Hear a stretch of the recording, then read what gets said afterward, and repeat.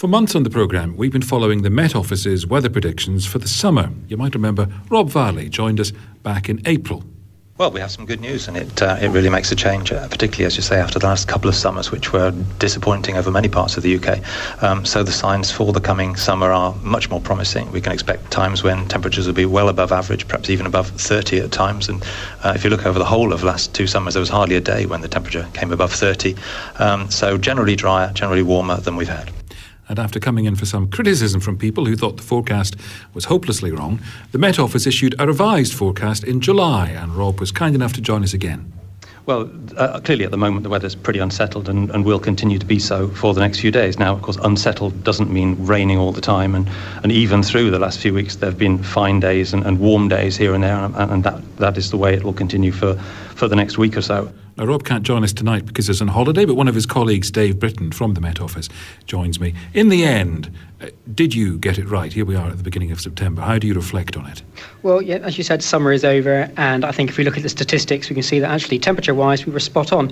Temperatures for the 3 months of summer, that's June, July and August, were above average, around 14.7 degrees Celsius in mean temperature. That's about just over half a degree, or 0.6 degrees above normal. Rainfall, on the other hand, was wetter than average, around 318 millimetres of rain. That's about 40% more rain you would normally expect. But it's worth pointing out the summer of 2009 was both warmer and drier than the last two summers, the disappointing summers of 2007 and 2008. It's also worth pointing out that that first clip from Rob, who said that we were like to see some spells of temperatures reaching 30 degrees, that's exactly what we saw this summer. Very disappointing in 2008, but this year, let's not forget the very end of June, beginning of July, we saw temperatures approach 30 degrees in some parts of July as well, and in August as well. So you were in part of that answer. You were comparing this year with the average and with previous years. What I was really looking for was how did the reality compare to the forecast? Well, I think what we said in the original forecast that we weren't expecting, very clearly said in the forecast that we weren't expecting a summer of 2009 to be as wet as 2008 or 2007, which is exactly what we said. What we also said in the forecast, we would see some spells of temperatures hitting 30 degrees on 2 or 3 times over the summer. That's again exactly what we said.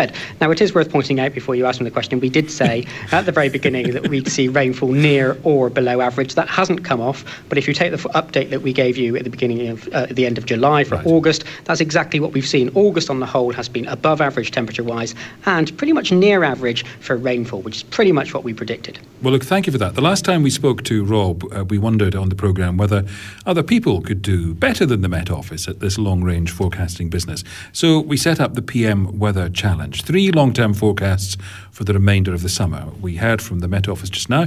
We also approached 2 other people. The first was one of our listeners, Ian Curry. He runs a weather magazine. This is what he told us.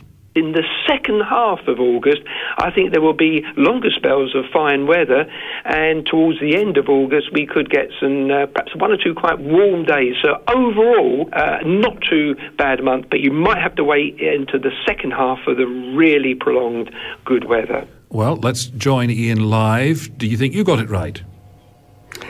Well, good evening now. Yeah, not too bad. In fact, I think for the south and east of Britain, my own weather station in Surrey, only about 40% average rainfall. Temperatures were a degree above average.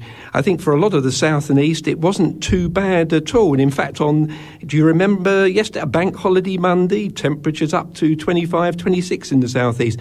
I think it was the north and west of Britain where the worst of the weather has been most of July and August. So do you think you called it right, not though? Too bad. You think you called it right? I didn't. Don't forget, summer is not over yet, because summer, I also, my forecast, which I didn't say on there, but which has been published, is that September could have some good days, and the weekend and next week looks pretty warm. So don't think summer is over, even though we're into September. All right, Ian. We also heard from Piers Corbyn, who runs a company which produces long-range forecasts using the solar weather technique. They look at the particle and magnetic effects from the sun and the movement of the moon to make predictions. Here's what he said back in July. The detail for the August is generally wet and cool, especially in the west and north later. Major deluges with hail, thunder and floods at times. and there will be some northwest versus southeast stark contrast with a few short, very warm or hot spells in the south and east. All right, Piers, did you get it right, do you think? We did, yes. We got it absolutely correct. And I would also say that the Met Office's assessment of the summer is ridiculous. They say temperature-wise they're spot on. Well, you see, they talked about a barbecue summer. Now, a barbecue summer requires hot days, sunny days, and dry days, and we've actually had none of these things in much measure, except in the southeast, which is where we said they would be, both for August and the summer as a whole. You see, they suddenly flip their measurements of temperature to include nighttime temperatures. Well, obviously, when it's pouring with rain, nighttime temperatures are higher. And just briefly and finally, Piers, Ian thinks there might be some nice spells still to come. What about you?